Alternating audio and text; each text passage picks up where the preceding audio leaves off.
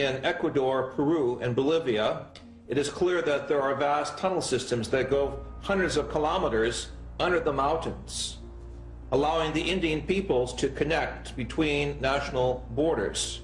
We know also between Mexico and New Mexico in North America that the Indians have a subterranean system of corridors that allow the tribal federations from North America to meet, even privately, without notifying the American or Mexican authorities.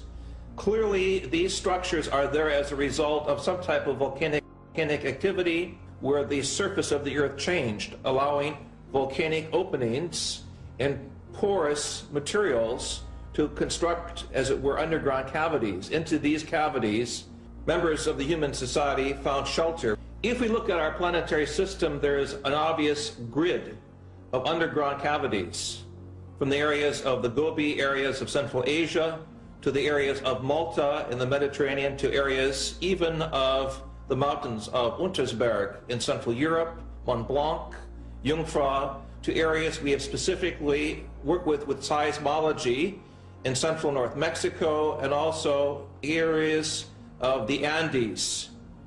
Peru, Ecuador, and Bolivia in particular have underground structures that run for hundreds of kilometers.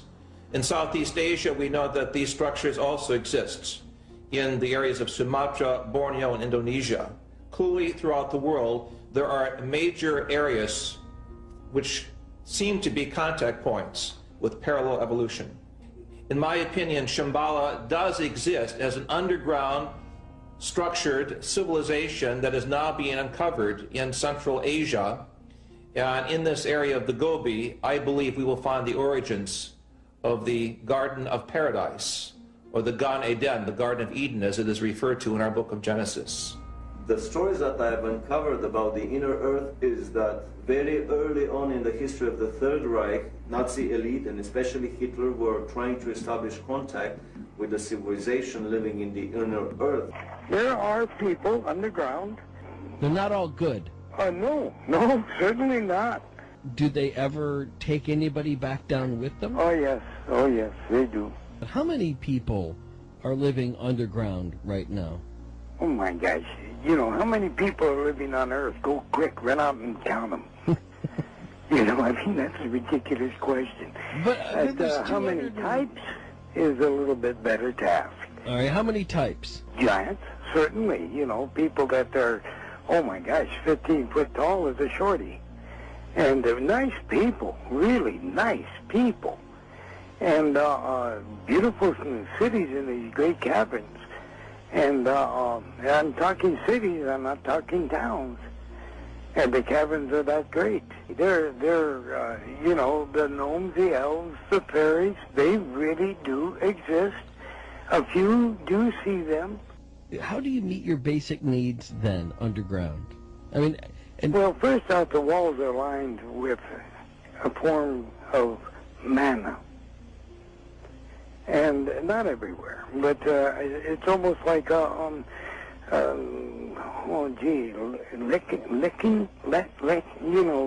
those little things on the rocks up in the Arctic. Oh, lichen? Yeah. Lichen. Yeah, it's like that. And you can scrape it off the walls, and it's very honey-like tasty. And you can see for a long, long time. It's dark, but... when they do, there are rivers and lakes down there. There's one enormous, almost a sea underneath the pyramid in Giza, and with a big island in it. And it's really a river that goes in one end, fills this huge cavern up with a sea-like area, and goes to the other. And it is called the River Sphinx. And there are people on that island, and they are the most fascinating sounding and beautiful people I have ever met. Frankly, they want to be left alone. They don't want anything to do with anybody except themselves. But,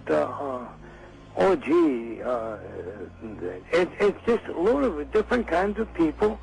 Dinosaurs and stuff still do exist down there. There are just waves and waves of tall grasses and weeds and stuff. I suppose, well, I know for sure some of it was deliberately placed down there by a race that went to war with another race that lived below ground. The one lived above, they broke their alliance, went to war, and they went down and prepared these cities that the long walkers are still walking to. Right. But these cities are just phenomenal. The Vedic culture, reading the Puranic narrations, it's there that we find mention of the hollow earth. Interesting. I mean, these texts, obviously, they're, I guess, compared to Sumerian texts, are these considered to be older? Because we're talking 5,000 years, and that's just when they were written down. I mean, there might be an oral tradition that extends longer than that.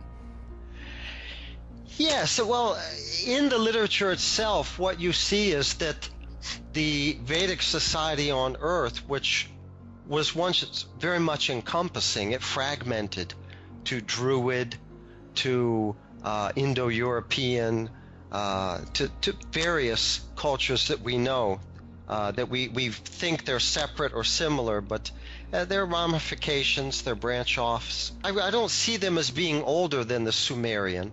It's just that this knowledge is presented as something that's cyclical. Sometimes it's wiped off the face of the earth and it's reestablished again.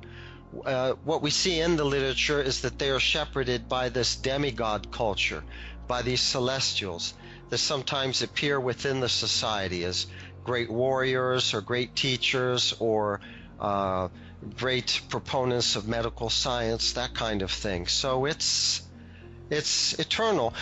Probably you've heard of the Kalki avatar. Mm-hmm. So Kalki comes at the end of every yuga cycle, consisting of 4 yugas. Right now we're in the last one, the Kali Yuga. At that time the Kalki avatar will appear, and he will bring with him men from the inner earth to repopulate the surface world. So in this way it's cyclical. It may disappear for a while, the Vedic understandings, but they're manifested again. That's the idea. So when you talk about age, I mean, how can you talk about age when that's the ideal, that it's something cyclical that's manifested again and again? Sure, that's definitely a fair point. And these texts, they kind of describe the earth and life and even humans much differently than we consider them today. Can you tell us about those aspects of the story? These Puranic texts, they describe the hollow cavity of the earth, the other side of the earth, because they're also involved with goings-on the surface and vice versa. They go back and forth, just like we go back and forth across the Atlantic. So they're described, that kind of thing. And it does mention these hollow earth narrations, these hollow earth pastimes. Richard Dewhurst, he wrote this book about the Smithsonian's cover-up of any artifacts that come through about giants. They seem to take them in, but they never reach display. They always seem to get lost, and they seem to go missing or become hidden. And that's interesting because these giants are thought of to possibly have come from the inner earth. We hear stories about them in various ancient texts, and there's plenty of myths about giants, but apparently that's where they might have came from. Are there other openings to get into the hollow earth? Are there special caves perhaps throughout the planet, or just at the North and South Pole? There are tunnels throughout the earth have been discovered, probably built by the antediluvian people that were quite advanced in the sciences and technology. There are caverns that go all the way through the earth. This entrance to this cavern in Kentucky, which I believe is probably the Mammoth Cave, which I understand they haven't found the end of it. When I was a kid, I remember reading about what was called Shambhala, an area that people believed was a tunnel into the center of the planet. I remember reading Jules Verne's book, Journey to the Center of the Earth. Were those all talking about what you're talking about tonight, and that is a hollow earth? His fictional book, Journey to the Center of the Earth, was about some explorers that descended into an extinct volcano in Iceland And they went down into the inner world, and they came out into an inner surface where there was an ocean, a continent, and an inner sun giving off light, and plentiful plant and animal life. And they even caught sight of some giant people tending a herd of mammoths. So these are all exactly the same things that Olaf Jensen reported he actually saw. So he must have had some pretty good information. So most of the inner surface is inhabitable. Compared to the outer surface of the Earth, we have 3/4 water instead of 3/4 land. So there's possibly more land inside the planet than there is on the outside. And there's lush vegetation there. The vegetation grows like a paradise. Olaf Jensen remarked that some of the apples that grow on the trees in the earth are as large as your head.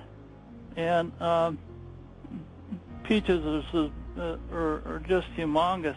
Pears, the grapes were as the size of our oranges.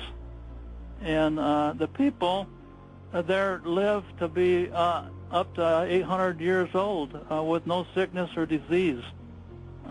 It's just a veritable paradise. After spending a year learning their language, he and his father were taken overland in the monorail train to their capital city, which is built around the original lost Garden of Eden. And he described it on the highest mountain plateau of the inner continent, that where the vegetation grew even more profusely. In 1829, a couple of Norwegian people, Olaf Jensen and his father Jens, were fishing up north of Franz Josef Land when they noticed a lead through the ice. And they followed this lead northeast of Franz Josef Land and accidentally found their way through the North Pole opening to the inner Earth. They reached the inner Earth and sailed along the coast and went up this big river, which they later found out was called by the inhabitants of the inner Earth the River Hiddekel, which is one of the rivers that flows out of the Garden of Eden.